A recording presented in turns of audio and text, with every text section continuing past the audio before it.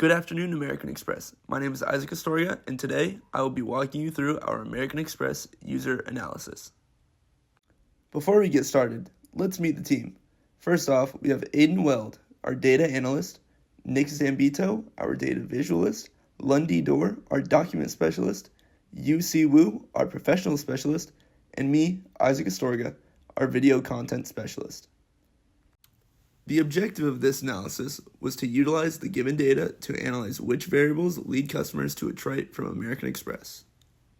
Let's start by looking at the data that we were provided. This data was separated into three different categories. The first category, generic order information, contained variables such as card type and marital status. The second category, categorical order information, contained variables such as gender and income, while the last category, numerical order information, contained variables such as amount, balance, and transaction amount.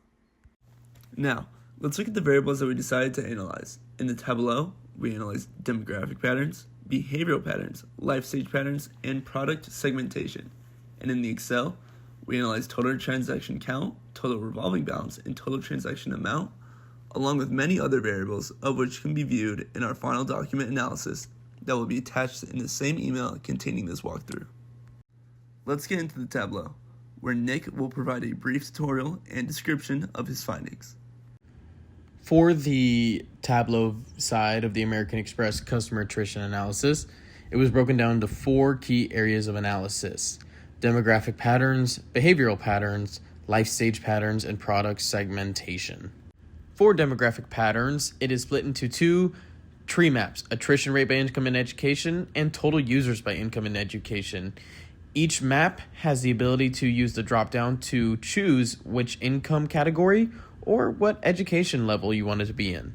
Then for behavioral patterns, you'll have utilization ratio between existing customers and attrited customers, and a bar chart of the total amount of clients in which percentage of utilization ratio. You can also sort amongst education level and income category for this as well.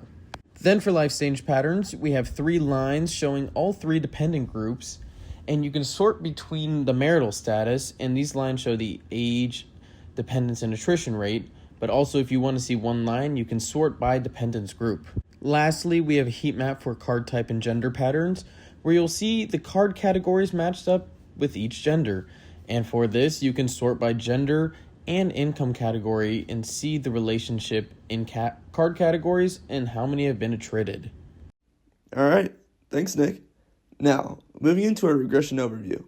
This is the regression equation that we felt had the most statistical significance to customer attrition rate. If you would like more information of how we came to this conclusion, all of our information will be located in our finalized document analysis that you are more than welcome to look over for yourself. Now, from that document, we gathered that R squared equals 0.3718, meaning that we were 37.18% of the way towards perfectly predicting the attrition rate from American Express. Additionally, the standard error was 0.2915, meaning our attrition rate predictions were off by on average of 29.15%. With R squared being very low and standard error being very high, these resulting statistical measures lead us to the conclusion that our regression model is not fit for practical use.